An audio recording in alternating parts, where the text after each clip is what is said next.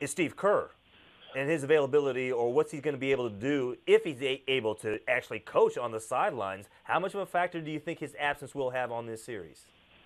I think it'll definitely play some role. You know, it's funny. There's a lot of things going on with this Kerr absence. A lot of people can argue, and there's some statistics to back it up, that Draymond actually plays better when Steve Kerr isn't coaching.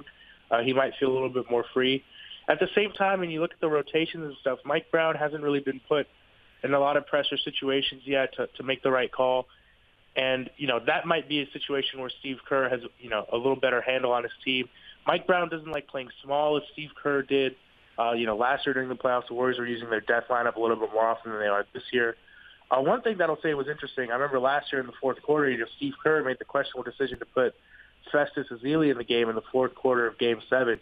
You could argue that, you know, that 3-minute stretch maybe cost Golden State the game. So Steve Kerr's not perfect, but neither is Mike Brown. And I do think at some point, you know, a substitution or something like that will need to be made.